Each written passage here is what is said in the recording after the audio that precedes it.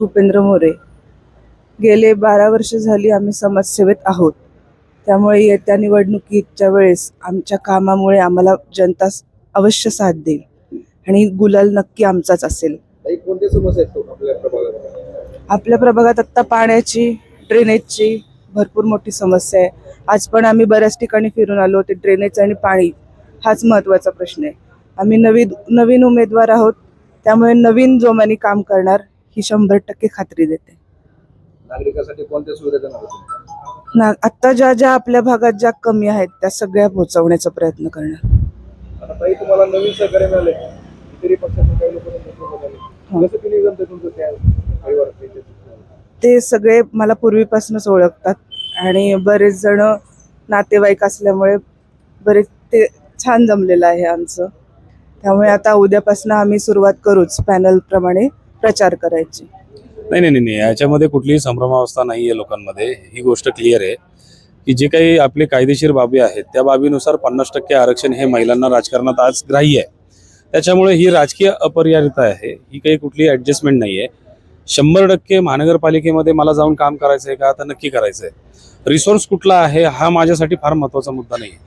मला नागरिकांचे प्रश्न सोडवायचे आहेत आणि त्याच्यासाठी असणारे जे काही आहे, आता ज्या गोष्टी आहेत, ज्या चौकटी आहेत, त्या चौकटी मोडून कोणीच जाऊ शकत नाही. याचा अर्थ असा आहे का की महिला काम करू शकत नाही, तर तसं नाही आहे. माझी पत्नी माझ्या बरोबरीने अनेक सामाजिक कामामध्ये, अनेक राजकीय नसेल परंतु इतर सगळ्या गोष्टींमध्ये सक्रिय आहे ना. बचत गट असेल किंवा इतर त्यांचे डेव्हलपमेंट कोर्सेस असतील किंवा फाउंडेशन, महिला फाउंडेशन आम्ही स्वप्नपूर्तीचे चालू केलं असेल, त्याच्यामध्ये ती सक्रियच होती. तिच्यापासून अनेक महिला, अनेक डेव्हलपमेंट कोर्सेस ज्या महिलांना मिळाले त्याच्यामधनं अनेक महिला स्वतःचा व्यवसाय, नोकरी या करतात. म्हणजे सामाजिक उपासना, जोपासना ही फक्त पतीनेच करायची असते का, तर असं काही नाही आहे. महिला आज प्रत्येक क्षेत्रामध्ये पुरुषाच्या बरोबरीने आज उभ्या आहेत आणि आजपर्यंत ती माझा खंबीर पाठिंबा होती. या निवडणुकीला माझा तिला भक्कम पाठिंबा असणार आहे, कारण अचीव काय करायचं की ते लोकांचे असणारे प्रश्न, आणि त्याच्यामुळे हे क्लिअर आहे आणि संपूर्ण प्रभागामध्ये अतिशय सुंदर प्रतिसाद आहे.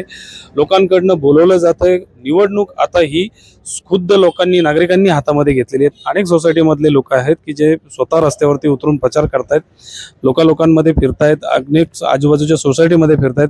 माझे अनेक सहकारी असे आहेत की आजपर्यंत आरशासमोरही 2 वाक्य व्यवस्थित बोलले नसतील, परंतु ते आज लोकांपर्यंत जात आहेत आणि प्रचार करतायत.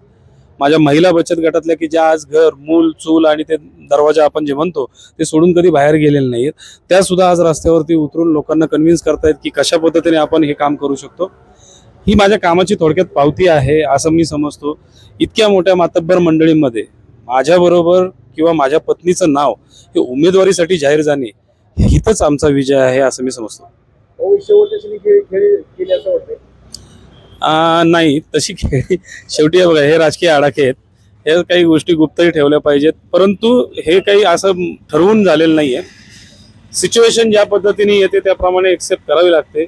आणि आता मला खात्री आहे की माझी जो काही आमचा पॅनल आहे त्या पॅनलमध्ये असणारे 4ही उमेदवार हे सगळ्यात महत्त्वाचं नवीन चेहरे आहेत. हे जे आजपर्यंत सक्रिय संपूर्ण पुणे महानगरपालिका असेल किंवा सगळ्या पूर्ण भागांमध्ये जे नगरसेवक काम करतात, अक्षरशः या प्रशासन आणि शासन व्यवस्थेवरती कंटाळलेली संपूर्ण जनता आहे. त्याच्यामुळे एक नवीन चेहरा आहे आणि विशेष म्हणजे सगळेच्या सगळे शिक्षित आहेत. त्यामुळे कुठे जायचं, कसं काम करायचं, कसे अर्ज दाखल करायचे, निधी कसा मिळवायचा, मंजूर कसा करायचा, याच्याबाबत फार ट्रेनिंग त्यांना करण्याची आवश्यकता नाही. आणि तुम्हाला माझ्या कामाची सर्व माझ्या भागातल्या नागरिकांना ही पूर्ण कल्पना आहे की 1000-1200 अधिकाऱ्यांचे नंबर माझ्या मोबाईलमध्ये आहेत. निवडून आल्यानंतर कुठल्या मजल्यावरती कुठला विभाग आहे आणि कोण अधिकारी काम करतो हे आता मला शोधत फिरायची काही आवश्यकता नाही. त्यामुळे माझ्या पत्नीला माझा पूर्ण सपोर्ट राहणार आहे या कामासाठी. मी रस्त्यावर उतरून काम करेल आणि ती कागदपत्रांनी पुढे जाईल. त्यामुळे एकदम सोपी झालेली ही निवडणूक आहे आमच्यासाठी आणि आम्ही खूप आनंदात आहोत, खूप खुश आहोत. फक्त आम्ही वाट पाहतोय ती 16 तारखेची.